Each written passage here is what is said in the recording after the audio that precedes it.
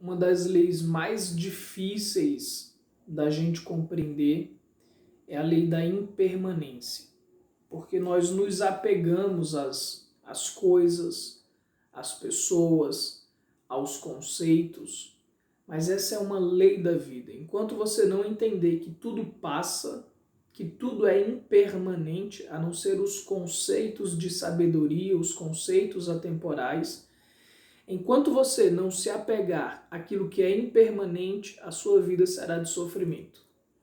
Essa reflexão de hoje que eu irei trazer para você é uma verdade muito dura de se ouvir, mas que ela é essencial. É uma semente de sabedoria que, se você compreender com a tua consciência, com o teu coração, com a tua alma, tua vida dará um ganho gigantesco de paz interior. Um dos temas mais delicados de se falar, principalmente no momento atual que estamos vivendo, é o que eu irei falar nessa aula de hoje. Eu sou Francisco Júnior, sou psicólogo, trabalho com a transteorização e com a psicossomática. Transteorização é trabalhar com as mais diferentes abordagens terapêuticas e conhecimento de modo geral do que se fala sobre o ser humano. Então, busco muito sobre a filosofia, sobre a espiritualidade, sobre a psicologia transpessoal, entre outras abordagens, para compreender o ser humano e ajudá-lo a sair do sofrimento, a trazer à tona a sua potencialidade, a sua força, a sua alegria, as suas virtudes, para que você possa estar no mundo de uma forma bela, mais feliz, mais saudável, mais autorrealizado. O tema de hoje é sobre vida e morte. É um tema que não tem como fugir. Nasceu, você vai ter que morrer. Você vai morrer, seus pais vão morrer, seus amigos vão morrer, seus filhos vão morrer, seus animais de estimação. Essa é uma lei da vida, é a lei da impermanência. Está vivo, tudo passa. O quanto antes nós compreendermos isso, melhor. A cultura brasileira, a cultura ocidental, elas não têm o hábito de falar sobre o morrer, sobre a morte. É por isso que, diante da finitude da vida e da morte, muitas pessoas sofrem tanto e desenvolvem tantos problemas emocionais, porque não procuram conversar e entender a finitude da vida. Algo que é tão humano, algo que é natural para todos nós. Viver e morrer. Num momento como esse de pandemia, onde estão morrendo inúmeras pessoas, eu iria demorar mais tempo para gravar sobre essa aula, mas eu entendo a importância de gravar sobre isso agora. Porque muitas pessoas estão morrendo e talvez você tenha perdido alguém, algum parente, algum amigo, ou até mesmo você esteja se sensibilizando demais com esse momento histórico que nós estamos vivendo, com tantas pessoas vindo a óbito. E dentro dessa reflexão, dessa aula de hoje, eu quero trazer sementes de sabedoria para que você possa lidar com a morte, com a finitude, de forma mais sábia. Embora cada ser humano tenha sua forma de lidar com a morte, com essa dor, com essa perca. Mas eu quero te trazer algumas reflexões de filosofia de vida para que você possa lidar com a morte de forma mais sábia. Você possa passar por isso de forma mais sábia. Dentro da psicologia, a gente fala que existem 5 estágios para lidar com a morte. O primeiro estágio é o da negação. E lembrando, a morte, esse luto, o passar pelo luto, não é só com relação a perder alguém que você ama, é perder algum bem material, isso também gera um luto. É perder um emprego, é quando termina um relacionamento, é quando perde um animal de estimação. Luto é toda perda, tudo que você perde é uma espécie de luto. Obviamente que o luto de perder alguém que você ama para a morte física, é algo muito mais doloroso para algumas pessoas do que você ter um fim de um relacionamento ou perder um emprego, enfim. Mas todos passamos pelo luto. Existem 5 fases no luto. A primeira fase, não necessariamente elas precisam seguir essa ordem, como eu irei apresentar. Você pode passar para a terceira direto, ou para a última, ou para a primeira e ir direto para a quarta, enfim. Cada ser humano depende da sua maturidade emocional, de como você vai lidar com a morte. Eu, por exemplo, perdi minha mãe quando eu tinha 9 anos de idade e eu passei para a fase de barganha e de aceitação logo em seguida.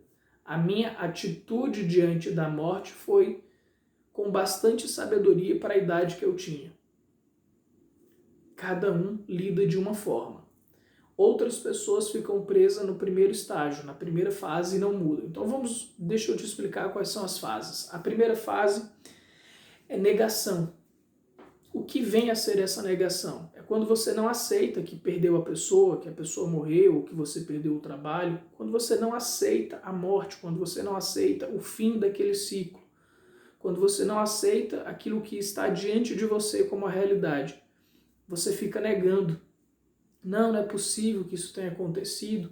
Isso pode durar alguns minutos ou até mesmo vários anos. Aquelas pessoas que perdem alguém que ama, por exemplo, em um acidente de avião e que o corpo não foi encontrado, ou em uma guerra e o corpo não foi encontrado, alguns familiares ficam na negação de que seu ente querido tenha morrido e esperam a vida inteira por essa pessoa para que ela retorne.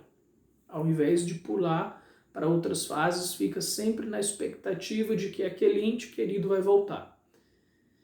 Quando não é em casos extremos como esse, as pessoas ficam na negação por um dia, uma semana, algumas horas, alguns minutos. É aquele baque inicial. Não acredito, isso não é verdade, não é possível que essa pessoa tenha morrido, ela estava tão bem, era uma pessoa tão cheia de vida e etc. E a gente estava conversando ontem como é que a pessoa morreu. Não aceitar. Se você está nessa parte de negação, está tudo bem. Ficar negando o trabalho que perdeu, negar o fim do relacionamento. Não acabou. Não acabou o relacionamento, eu queria estar com essa pessoa, eu sei que não acabou, ela ainda me ama, isso é só uma fase, fica negando. Essa fase de negação ela é muito difícil. Enquanto você não passar dessa fase, não aceitar a realidade como ela é, porque a realidade é o que é e você não pode mudar a realidade no sentido da finitude da morte, ela é o que é. Enquanto a pessoa não aceita a realidade, ela vai desenvolvendo doenças psíquicas e emocionais, principalmente a depressão, por não aceitar aquilo que é. Então a dica que eu te dou é: aceita o que é. Procure entender se você está nessa negação, escreve no caderno que você não aceita, não queria que fosse assim, mas enquanto não enxergar que a lei da impermanência vem para todos, inclusive para você mesmo, enquanto isso não for compreendido, não for aceito em sua dimensão total, você ficará no sofrimento. O segundo estágio é o da raiva. É quando você fica com raiva das pessoas, com raiva de Deus, com raiva da própria pessoa que morreu, porque não era para ter morrido desse jeito. Poxa, eu não queria que fosse assim, enfim, dependendo de como foi a morte da pessoa, a raiva se faz presente. E na nossa cultura, a gente não aceita que você tenha raiva do morto. Parece que é uma coisa absurda, mas isso é humano. Por exemplo, alguém que morre por suicídio, que se mata. E digamos que você seja um parente seu. É provável que você não aceite, fique na negação, porque não quer aceitar aquela realidade e ainda fique com raiva da pessoa por ter feito aquilo, por não ter falado, por não ter pedido ajuda, caso ela não tenha feito, ou com raiva de você mesmo por não ter tido a sensibilidade de ajudar. Essa raiva ela se torna destrutiva se não for passada para a próxima fase. Então, se você sente raiva porque alguém morreu, sente raiva porque foi antes de você, sente raiva porque Deus tirou alguém que você ama, ou porque você perdeu o emprego, o relacionamento, qualquer que seja o luto. Tá tudo bem, tá tudo bem. A raiva também faz parte desse processo. O importante é que você externalize essa raiva, se tiver com quem você conversar, ótimo, se não, busca uma terapia, faz uma confissão, se você for católico, fala com o teu pastor, com o teu líder espiritual, caso você tenha alguma espiritualidade, se não tem, busca uma terapia para lidar, para externalizar essa raiva. E se não tem condições de falar com ninguém ou de pagar uma terapia, escreve num caderno, desabafa, põe para fora a tua raiva, guarda isso num caderninho, coloca lá para você expor, organizar suas ideias e pensar e refletir sobre aquilo. O terceiro estágio é o estágio da negação ou barganha, que é quando você não quer admitir a morte da pessoa, que ela tenha morrido, e continua barganhando. Poxa, Deus, mas você traz ela, eu sei que não é possível que seja assim, eu não acredito que você tenha feito isso comigo. Ou fica barganhando consigo mesmo, a pessoa morreu, mas eu não quero que seja assim, vamos sair dessa situação, ou não, eu quero ficar só aqui mesmo, nessa sofrência, nessa dor, porque era a pessoa com quem eu contava, era o trabalho que eu esperava, era o relacionamento da minha vida, enfim. Fica barganhando com aquela dor, não querendo aceitar a realidade como ela se impôs, não querendo aceitar o fim do relacionamento, não querendo aceitar que perdeu o trabalho, não querendo aceitar que a pessoa morreu, veio a óbito. E muitas pessoas ficam presas nessa fase do luto. Eu atendo pessoas que estão presas na fase do luto em relações ao trabalho, por exemplo. Eu não admito que eu tenha sido mandado embora de forma injusta. Eu não admito que seja assim. A pessoa passa anos sofrendo nessa barganha, nessa negação, em vez de aceitar a realidade e pular para a próxima fase. Seguir a vida adiante, porque ficar preso nessa barganha, nessa negação, não vai mudar a tua dor, não vai trazer o seu trabalho de volta, não vai trazer a relação de volta e nem vai trazer a pessoa que veio a óbito de volta, ou o animal que veio a óbito. É preciso se permitir pular de fase, avançar em relação ao próximo estágio. É sempre aconselhável que você converse, que você faça uma terapia, para que você possa falar, para que você possa se ouvir, para que você possa se analisar e entender o quanto é natural você barganhar, você ficar naquela dor, mas se isso passa de 3 meses, 4 meses, 6 meses e você ainda está nessa negação da perda e barganhando que queria voltar, que queria que fosse diferente, etc., isso vai te adoecer. Se você está há mais de 6 meses nessa barganha, significa que você está emocionalmente afetado. Você está doente emocionalmente e precisa de ajuda. É preciso soltar essa negação, soltar essa barganha e avançar para a fase da depressão. A depressão é: eu aceito que o relacionamento terminou, eu aceito que eu fui mandado embora, ou mandado embora do trabalho, eu aceito que meu animalzinho de estimação morreu e não tem mais volta, eu aceito que Deus levou essa pessoa que eu amo, eu aceito que a pessoa morreu, que ela veio a óbito. E sentir a dor de perder alguém, ou algo que você ama, ou algo que representava algo importante na sua vida. Se permitir chorar, trazer à tona aquele sentimento de dor, de desespero, de falta, de vazio, de saudade. Deixa chorar, se deixa sentir, se permita soluçar de chorar, deixa a raiva fluir, deixa a dor passar, deixa a mágoa passar, deixa o medo passar. Deixa passar, fala dessa tristeza, se permita sentir com essência, com profundidade. E também se permita avançar essa parte, esse estágio. Ficar preso na depressão não vai trazer a pessoa de volta, não vai trazer seu trabalho de volta, seu animalzinho de estimação ou a pessoa que você ama no relacionamento. O chorar, o se permitir chorar, o sentir a dor faz parte. Mas se você fica preso nessa fase, você não cresce, você adoece muito mais, você adoece outras pessoas à sua volta e não vai mudar a realidade. Ela só vai se apresentar cada vez mais dolorosa diante de você. Então se permita avançar para a quinta fase, que é a fase da aceitação. Você já passou pela negação inicial, que é não acreditar que chegou o fim, que a lei da impermanência chegou diante de você, para aquela pessoa que você amava, aquele animal, aquele relacionamento, aquele emprego, e aquilo passou, acabou, essa oportunidade, essa vivência. Você se permitiu passar pela raiva, sentir a raiva, chorar, expressar a mágoa, a angústia. Você se permitiu negar e barganhar com seus sentimentos, com Deus, com a vida. Você se permitiu chorar e agora você aceita a realidade como ela é. E você vai para a vida. Você se cuida, você se procura estar feliz, você procura crescer, trabalhar e entender que você pode superar a dor e continuar a sua vida. E aqui vai entrar algumas questões que não vêm da psicologia, vêm da minha vivência, do meu modo de ser, da minha filosofia de vida, com a sabedoria para lidar com a finitude, com a morte, com a impermanência. Se eu sei que tudo passa, não adianta eu ficar preso às coisas, ou às pessoas, ou aos animais, ou até mesmo à minha própria vida. Isso vai passar. Então, se tudo passa, eu entendo isso cognitivamente e procuro entender emocionalmente.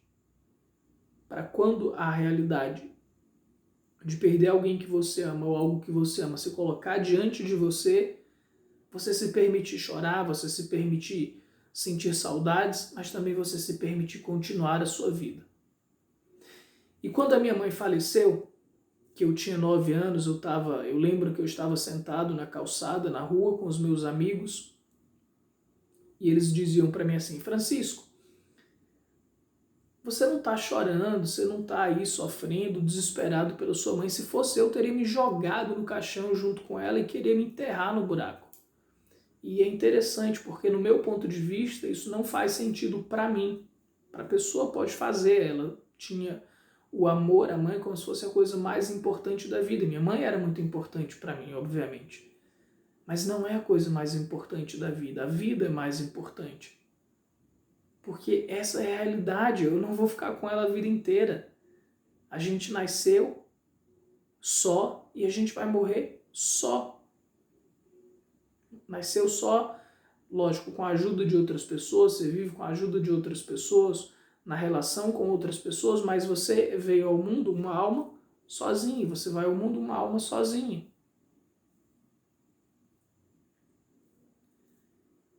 E essa é a realidade da vida, a lei da impermanência. Então, se eu sei que eu vou morrer, que ela vai morrer, não tem por que destruir a minha vida por isso.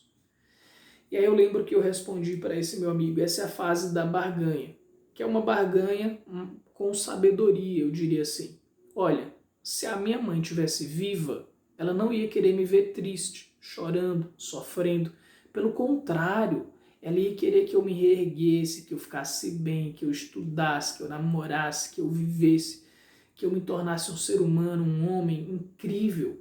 Eu tinha 9 anos de idade e eu já tinha esse pensamento. Ela não ia querer ver o meu bem, até mesmo porque quem ama não quer ver o sofrimento do outro. Se eu amo de verdade, é um amor puro, um amor genuíno, eu quero que você seja feliz. Se vai ser do meu lado ou do lado de outra pessoa, não interessa. O que interessa é que você seja feliz, porque quem ama quer ver o seu bem e não o seu sofrimento, e não você ficar destruído. É óbvio que ela ia querer me ver bem, ela ia querer me ver feliz, ela queria me ver crescendo. Então eu digo para você, se você perdeu alguém que você ama e essa pessoa te amava verdadeiramente, um amor puro, genuíno, um amor saudável, essa pessoa não vai querer te ver destruída, sofrendo a ausência dessa pessoa, sofrendo a morte dela. Óbvio que você pode chorar, sentir saudades, fazer orações, enfim, o que você entende que é necessário. Mas se a pessoa te ama e se é um amor saudável, ela quer que você fique bem, ela quer que você continue sua vida, que você se erga, que você tenha paz, que você tenha alegria, que você se autorrealize como ser humano, independente de estar com ela ao seu lado ou não. O amor genuíno, ele se desapega. Ele não precisa estar ao seu lado, ele te permite crescer por si só. Então, se a pessoa que você perdeu te ama, ela quer que você fique bem. Você pode chorar, passar por todas as fases, os 5 estágios que eu expliquei aqui até o momento. Mas se permita continuar a sua vida. Se permita ser feliz, porque quem te ama quer te ver feliz, quer te ver bem. Uma outra dica muito importante que eu costumo dar, e eu como um profissional da área da sabedoria e da saúde mental, no dia que eu for embora desse planeta, eu acredito em vida após a morte, eu acredito em uma vivência espiritual, senão é obrigado a pensar assim. Mas o que eu quero é que quando eu morrer, que as pessoas não fiquem desesperadas, chorando, sofrendo porque eu fui embora, porque é na minha ausência, assim como na minha presença, mas principalmente na minha ausência, que tudo aquilo de bom que eu tenho te transmitido fica dentro de você. Todas as reflexões boas que eu te trouxe, todos os ensinamentos belos que eu te trouxe ficam dentro de você, te impulsionando para a vida ou te destruindo, dependendo do que eu fiz. Então, como um ser que ama, que quer te ver feliz, que quer te ver bem, naturalmente eu desejo ser um impulso de vida, que independente de estar aqui nesse corpinho físico ou estar em outra dimensão, eu não quero que as pessoas fiquem sofrendo, que elas fiquem achando que o mundo acabou porque eu não estou mais presente nele. Pelo contrário, todas as vivências, as memórias boas vividas, todos os ensinamentos transmitidos, todos os aprendizados que você teve com essa pessoa se fazem presente de você, para que você coloque na sua vida como uma filosofia de vida. É assim que eu penso. E isso ficou muito claro para mim quando meu tio faleceu. Ele era um homem considerado um homem de muita sabedoria, um homem paciente, um homem amoroso, um homem amigo. E quando ele faleceu, a família toda se sentiu muito triste, muito abalada com o fim da vida dele. E nessa época eu falei, se eu representar sabedoria para alguém,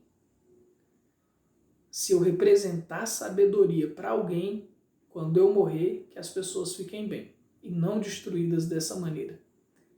E aí, eu, como gosto muito da espiritualidade, eu tinha um outro amigo que nós conversávamos muito sobre a espiritualidade. Ele era um líder espiritual, assim como eu trabalho com a espiritualidade também, embora não seja dentro de nenhuma religião, seja uma espiritualidade laica, sem religiões, sem nenhuma instituição por trás, apenas uma vivência humana e espiritual. E eu conversava com esse meu amigo, que ele tinha visões metafísicas, vivências paranormais. Eu dizia para ele, olha, você como um líder espiritual, quando você morrer, que as pessoas não fiquem destruídas pela sua ausência, porque senão você não foi um bom líder, você não foi um bom guia espiritual, você não foi um bom pai, você não foi uma boa mãe, você não foi um bom parceiro, você não foi um bom amigo. Pelo contrário, na tua ausência, as pessoas têm que ficar felizes e gratas porque uma luz passou na vida delas, porque alguém a inspirou a ser uma pessoa melhor, porque você foi um exemplo de generosidade, de bondade, de inspiração na vida das pessoas. E quando as pessoas lembrarem de você, que elas não lembrem com tristeza, com uma sensação de caramba, a vida acabou porque esse meu amigo morreu, essa minha mãe morreu, esse meu pai morreu, esse meu esposo, minha esposa morreu. Não. Pelo contrário, que elas tenham um sentimento de gratidão e que elas se inspirem no ser humano que você foi para que elas cresçam, para que elas sejam melhores, para que elas sejam mais felizes.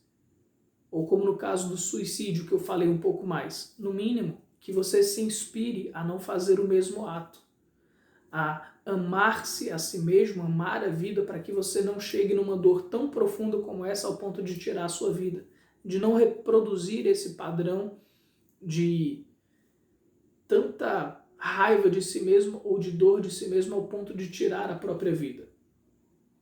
Então, o meu conselho para você, as minhas dicas de sabedoria, tanto ao nível filosófico, psicológico e espiritual se as pessoas que você perdeu são pessoas que você admira, que você ama, que você respeita, não fica destruído por elas. Porque aquilo que é próprio delas, que elas te representaram de bom na sua vida, continua dentro de você. Não mata essa pessoa.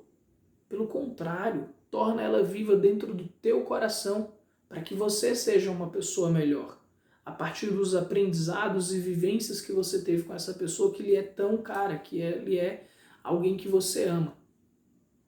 E também eu peço que você ensine isso para os teus filhos, para os teus amigos, para os teus parentes, que quando você morrer, se você representa algo de bom, de puro, de genuíno, de sabedoria para a vida dessas pessoas, que elas não fiquem destruídas com a tua ausência, mas que pelo contrário, que elas se inspirem e cresçam com aquilo que você está transmitindo para elas, com aquilo que você ensinou para elas de bom, e que elas sejam gratas pela tua vivência. E esse meu amigo que eu contei a história, quando a gente conversava sobre isso com ele, eu fiquei realmente admirado. Foi assim, é de uma alegria, meu coração enche de alegria quando eu lembro dele, porque no enterro dele, quando a gente foi orar, fazer orações para que ele evolua, para que ele vá para planos mais leves e, enfim, para que ele receba o suporte espiritual para ele estar bem. Existem pessoas que quando eu faço uma oração para elas, que já se foram, eu sinto uma paz como se eu tivesse beneficiando essa pessoa pela paz que eu estou emanando para elas. E esse meu amigo é muito lindo porque quando eu fiz oração para ele, que você vá em paz, que você tenha felicidade, que você siga seu caminho, que você se desprenda da vida terrena e faça o que você precisa fazer, evolua espiritualmente, a sensação que eu tinha era de que um banho de energia voltava. E no enterro dele foi lindo. Na verdade, ele foi cremado. Foi lindo porque todas as pessoas que estavam ali reunidas estavam contando as experiências maravilhosas que tiveram com ele, o quanto ele foi uma luz viva dentro da consciência dessas pessoas, do coração dessas pessoas, um exemplo de ser humano a ser seguido. E aquilo que eu havia falado com ele dias antes, uns 2 meses antes, que era para que ele não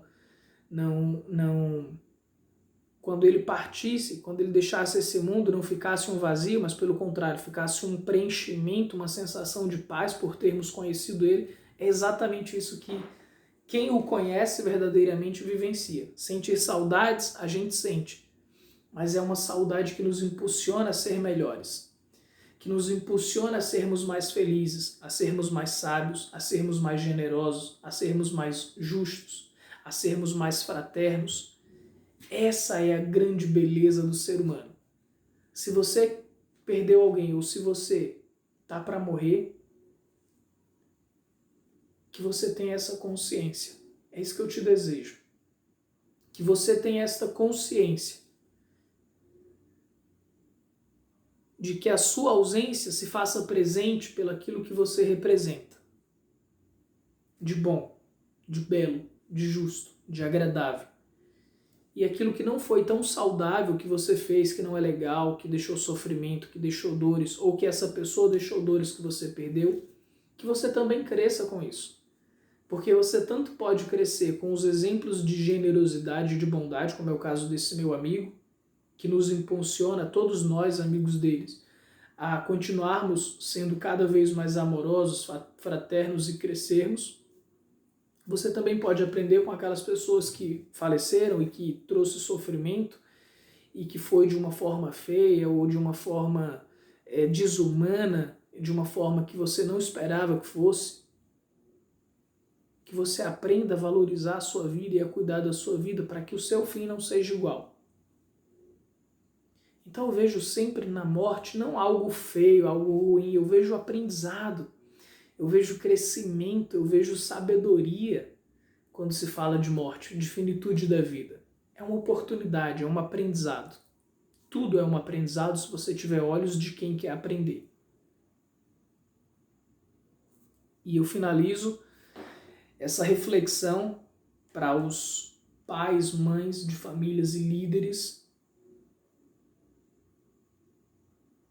de algum nível que conduzem pessoas para serem melhores, que na sua ausência se faça a luz, que fique o amor, que fique a vontade de viver, e não aquele buraco, aquele vazio de quem só você poderia fazer o que você faz. Isso é injusto com o próximo ser humano que fica vivo, isso é vaidade, porque na verdade, se nós quisermos sermos pessoas boas, justas, amorosas, a gente deve deixar um espaço de preenchimento e não de vazio com a nossa ausência. De preenchimento, de amor, de bondade, de impulso. Para que, por exemplo, hoje eu represento essa busca da sabedoria, essa vivência da sabedoria, mas no dia que eu não estiver mais aqui nesse planeta, as pessoas que se beneficiam dos meus conteúdos, que elas não fiquem, morreu Francisco, nossa, como era um homem bom, não sei o quê. E agora, como é que eu vou fazer? Como é que vai ser minha vida? Eu não vou crescer, não tem quem ensine. Sabe, que não fique nessa coisa morgada, mas que pelo contrário, você fala, cara, que bom que eu conheci o Francisco, graças a Deus, que bênção, que alegria que essa pessoa passou pela minha vida. E sempre que eu lembrar dele, eu irei ser uma pessoa melhor, porque eu serei uma luz assim como ele foi, ou assim como ele está sendo. Assim como quando a gente lembra de Jesus Cristo, você não lembra com pesar, você lembra com bondade, você lembra com generosidade, você fala, cara, Deus está ali, Jesus está ali, está presente, está me abençoando. Que nós, seres humanos, representemos o mesmo que Cristo. Uma força viva que impulsiona os outros a serem melhores. Gratidão, que você possa ficar em paz, que o seu coração seja confortado, que a sua alma possa vivenciar a verdadeira espiritualidade, caso você o tenha, caso você seja uma pessoa que acredite na vida espiritual, é isso que eu quero dizer. Se você for ateu, que você possa utilizar a sua mente e a sabedoria humana para passar por essa fase de uma forma bela, de uma forma sábia, e que isso tudo possa te trazer aprendizados para que você seja uma pessoa melhor, com mais crescimento e compreensão dessa lei da impermanência. E que você possa fazer um melhor uso do seu tempo, da sua vida, porque tempo é mais do que dinheiro, tempo é vida. Que você possa viver a sua vida de forma proveitosa, de forma amorosa, de forma sábia, de forma bela. Gratidão pela sua existência, gratidão por você existir, que você represente amor onde quer que você esteja, que o seu coração seja confortado, que você consiga se conectar com o lado mais puro e belo e espiritual que existe dentro de você, que o amor possa preencher o seu coração, por você mesmo e pela pessoa que você perdeu, ou pelo trabalho que você perdeu, ou pelo fim do relacionamento, ou o bichinho de estimação.